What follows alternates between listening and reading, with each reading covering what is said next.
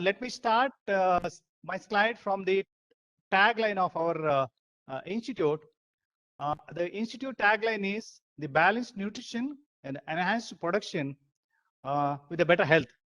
So when we talk about the animal production, we always talk about the balanced nutrition, because as all of us know that the production is a luxury, it is not a necessity. So as long as the animal is fed properly with a better nutrition, with a better health, you look at some of the enhanced productivity. Let me just take to the milk production scenario in India. Last 30 years, there's a fold increase in the milk production, contributed mainly by the buffaloes, the crossbred cows. Of course, we have the indigenous as well as the pure animal. Then, as on date, our production is around 205 to 210 million tons. The target for 2025 means another 3 years, 3 to 4 years, we need to produce around 240 million tons of milk. The present growth is around 6.5, and to achieve 250 or 240 million tons, we need to grow around 7 to 8% per annum. Now, coming to the livestock farming, as all of you know that feed is the foundation of the livestock farming, whether it is the extensive system of rearing, whether it is a semi-intensive system of rearing or the intensive system of rearing, both in case of cattle as well as in the small ruminants. In case of small ruminants, generally we see the extensive system of rearing, wherein the animals are let loose for about grazing. In case of the sheep and goat, for about 6 to 7 hours. And in semi-intensive, we supplement them after the feeding is over with some top feeds or some maybe concentrates. And in case of the cattle, generally it is the intensive system of rearing, where the animals will be fed with the very high quality diet and expecting a production of on an average about 12 to 15 liters of milk per day. We talk about the ration for any livestock. It comprises of 4 portions. The dry fodder generally comprises of any of the straw, the paddy straw or the wheat straw or the finger millet straw or some cudbees or stovers. The green component, any grass or the legumes. Then we have the concentrate portion, which is the cereal grains and the oil cakes, and of course the supplements comprising of the vitamins and the minerals. The concept of the profitable livestock, we need to take about the better feeding management, because feeding costs about 70% of the livestock production. I repeat, feeding costs almost 70% of the total livestock production cost, so which is quite high. So if you really want to improve the profitability, though invariably you have to look at the feeding, reducing the feeding cost. Though this is something like, in cricket, we always talk about saving a run is scoring a run. So if you score save as many runs as possible, obviously you have to defend a low total. So this is something the same thing in case of cattle, that if you are able to reduce the feed cost, the cost per liter of milk or per kg of milk is going to get improved, so that the farmer's income also is going to get improved. So we also have to look at the optimum resource utilization. This is an interesting slide, and I'd like to request you to just look at the right hand side of the slide, where the requirement as well as the availability of dry fodder, green fodder, and the concentrate have been shown. In GIST, we have a deficit of about 11% as far as the dry fodder is concerned. The green is around 31%, and concentrate is around almost about 50%. So obviously, when we are talking about the increasing the productivity to 40 to 50, so all these things are to be really taken care. I added a particular word here, feed security and sustainability, and I would like to thank the chairman, Dr. Sharan Angadiji, for explaining the sustainability word so nicely. So I just deleted, at the nick of the time. So thanks for an excellent presentation, sir. Compliment to you. So the cost of the conventional feed is very high and also variable, because when you talk about the oil cakes, whether it is the sunflower or the soybean or groundnut, not only it is variable and it is quite high. And even if you look at any of the cereal grains, whether it is corn or the wheat or the broken grain or deodorized polished, of course. So there's a need to look at the alternate feed resources and strategies. Basically, the idea is we know that the feed resource availability and the requirement. We are trying to put more and more feed resources into the basket and see to it that the deficit margin is reduced. And we also have to make the contingency measures whenever there is any adverse climatic conditions. And the feed technology, we have to use the less expensive, the locally available resources and use of the technology. The option for the not traditional feeds, generally they are not used on a regular basis because we don't have a lot of data on these particular things, and they are not being properly validated. And some people do have the issue with whether they will have an untoward effect on the health of the animal.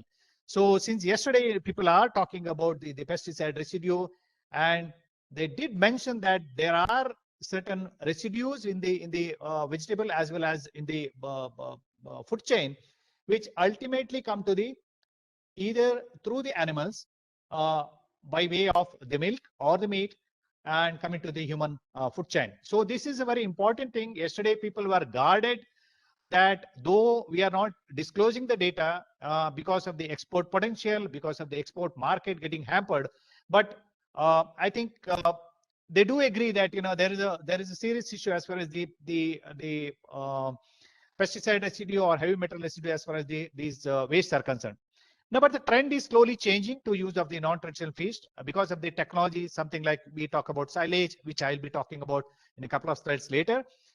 We talk about the total mixed ration, the complete feed blocks, detoxification method, and the ration balancing.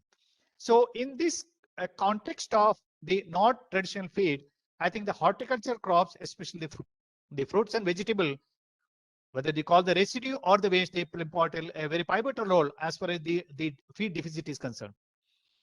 This is just one slide because I know there are very less people or less people participate with the animal science background. So the cattle, buffalo, sheep, and goat, generally we call the ruminants, they can digest the lower quality of feed and fodder because of the advantage of the biocorruption in the rumen. So that's why we will be able to utilize most of the residues or as far as the waste of these common fruit residues are concerned.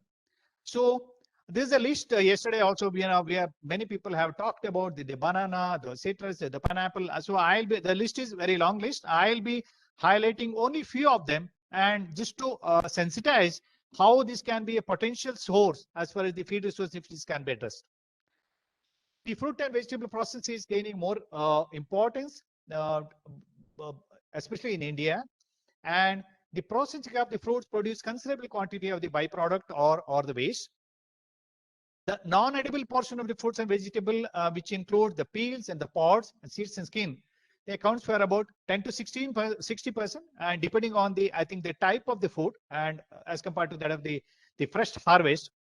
And not only they poses the pollution problem, but represent a substantial loss of the biomass as well as the nutrients. We know that these fruits and vegetable, they waste, they are rich in organic matter. Some of them are also rich in good bioactive compounds, the phytochemicals, and some people also have tried extracting the nutraceuticals because of the compounds that are in present. The maybe I think you have the better data. What I've got is in India, the organized processing or the waste residue generated is around 2.5 million tons. And with the increase in the organized collection and the processing, is likely to get much more added to this basket. So there's a great scope for value addition to use for the livestock feeding. Of course, it requires a research effort, and we have to upscale as well as the technology adoption. I just like to make a point here. See, use of these feed residues or the fruit residues in case of livestock feed. For example, Karnataka Milk Federation is producing about 60,000 tons of cattle feed per month. So that means around 2,000 tons of cattle feed per day. So even if you say it's about, we are going to replace about 5% of the one of the ingredients, maybe wheat bran. You can imagine the amount of the fruit residue or this one that is required. So why it is not taking up? One thing is we don't have such a technology for upscaling, because invariably you can't be changing the formula just because you got about 20 tons or 100 tons of the material, because the traceability of this one becomes very difficult. The second, the portion is it can be used in a smallholder livestock production system, wherein you have about 5 or 6 animals, where the animals can be fed with these residues. But when you talk about the Compound Livestock Feed Manufacturer Association, which generally has got produces around 10 to 15 billion tons of feed. So if you are talking about the fruit residues or vegetable waste, the most important thing is the upscaling of the technology and available on a regular basis throughout. Then only the industry, the feed industry, will be in a position to take this technology up. I have listed few of these residues just to make sure that I have listed the production part. I will not touch because already there has been dealt very elaborately yesterday and today also.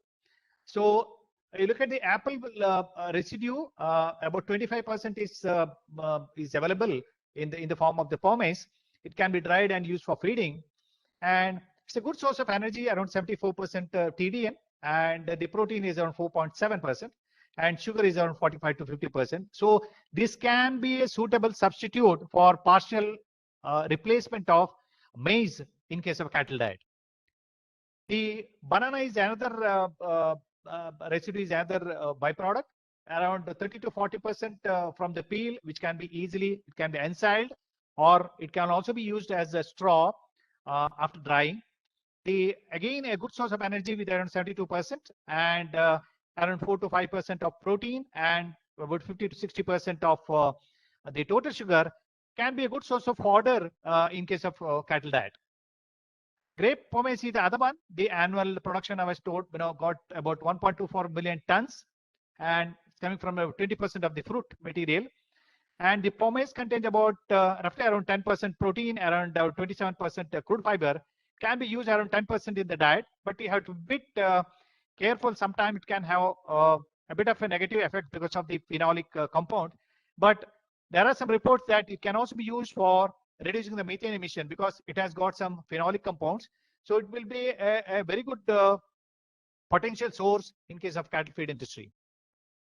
The another material is the citrus fruit residues, maybe something like an orange, and with a protein content of 16 to 70%, 6 to 7%, with a total sugar of about 60%. This can be dried and ensiled, can be used as an energy source in case of cattle diet. Slightly less palatable because of the bitterness, but it can be mixed with the other ingredients, around 5% of the whole diet. Mango fruit residue is another one more material, around 40 to 50% residue from the fruit in the form of seed kernel, peels, and from the juice extraction waste. Around 6% protein, around 70% is a very good energy source. It can be dried and ensiled with the dry fodder, and can be used for feeding. Limitation is sometimes it contains very high amount of tannin and oxalate and SCN content. Jackfruit, especially for South India, the production is I was got this one that are 1.2 million tons, and the interesting is around 70% is a residue. So very good sugar content, around 6 to 65%, and protein is around 6 to 7%. It can be chaffed and ensiled and used for feeding. And I'm happy to share here that the National Institute of Animal Nutrition and Physiology, Bangalore, has come out with a technology for conversion of this jackfruit residue into a silage. And this is an excellent material because as you know that the most ideal material for the silage is the corn.